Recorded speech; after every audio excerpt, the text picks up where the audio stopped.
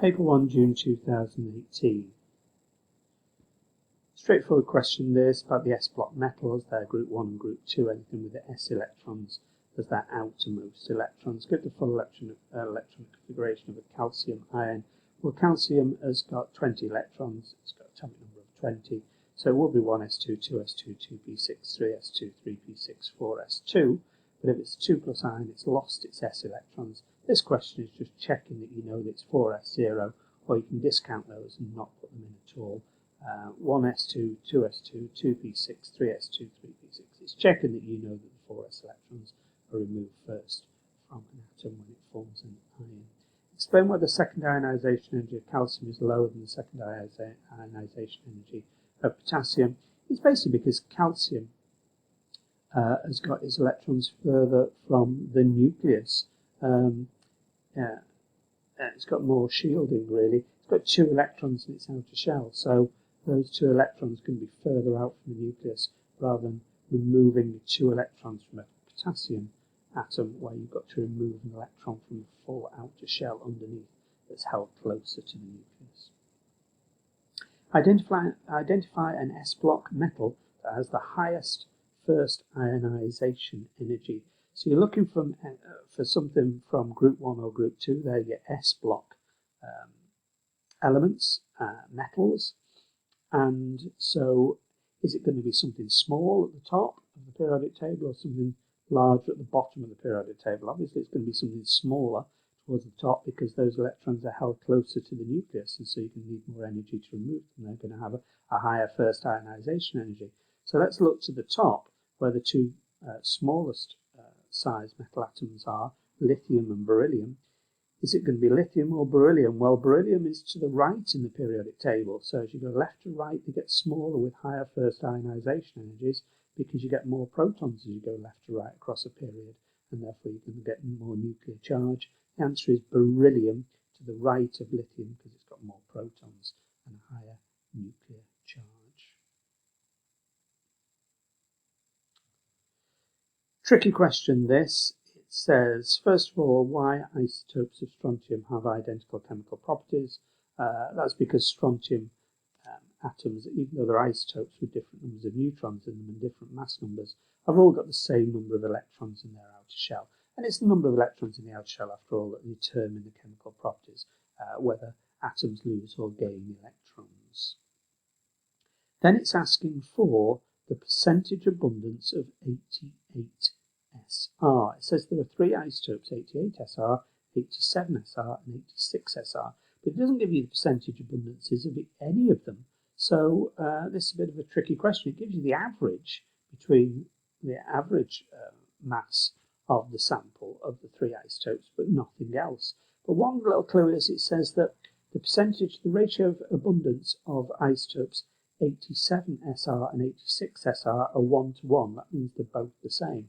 So we're going to have to use a letter. So let's say that the percentage abundance of 86SR is X. Then, because it says in the question they're in equal amounts, 86 and 87SR are both in a 1 to 1 ratio in terms of abundance, then 87SR abundance must also be X. So we'll get X% of 86SR, we'll get X% of 87SR, so the percentage abundance of 88SR must be 100% for the whole sample. Take away the percentage abundance of 86SR, which is X, take away the percentage abundance of 87SR, which is also X. So the percentage of 88SR is 100% take away 2X. Okay, now then, it says we've got an average of 87.7. So what's an average? So it's the total mass of the sample divided by the number of particles in the sample. So let's assume that we've got 100 particles in the sample. That makes the maths easier. What's the mass of the particles? Mass 86 SR.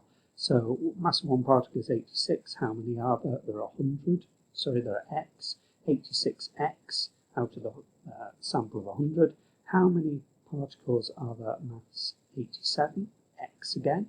So the mass of those particles is 87X. SR 88. How many particles are there? Well, those 100 take away 2x from our previous calculation. So the mass of one particle is 88 multiplied by the number of them, 100 take away 2x.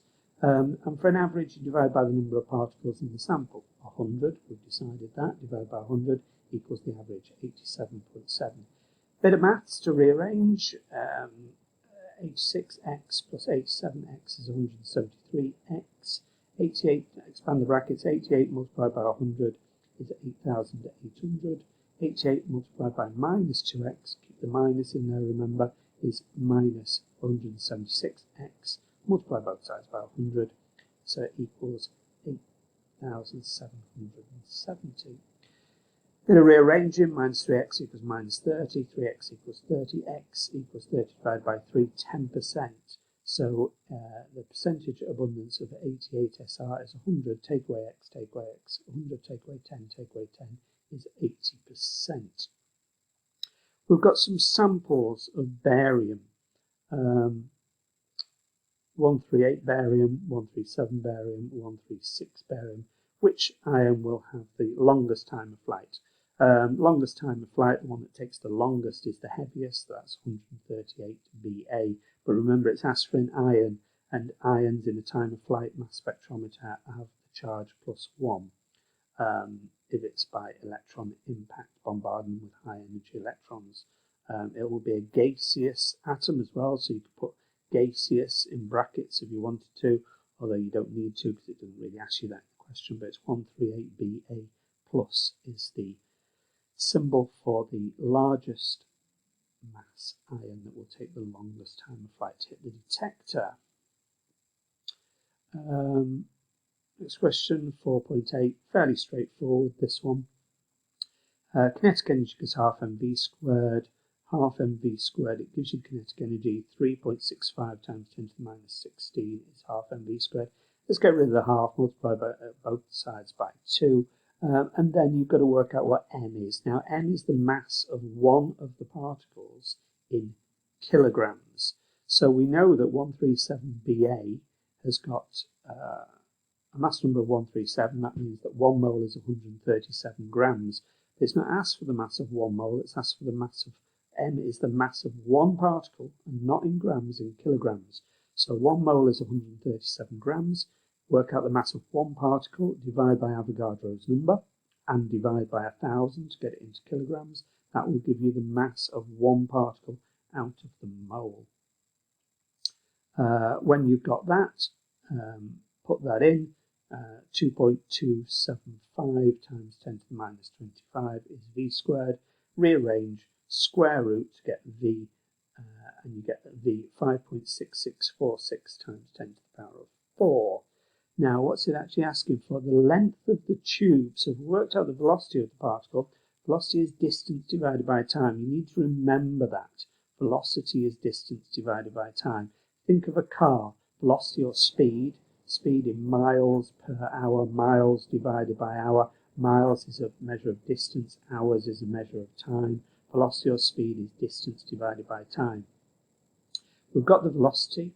It gives us the time of flight of the particle. Rearrange and you get d as 1.53. d is measured in meters, always in meters. So if you're given a question where d is in centimeters and you're asked to use that data, you've got to get centimeters into meters by dividing by 1,000, divided by 100 rather, for centimeters into meters.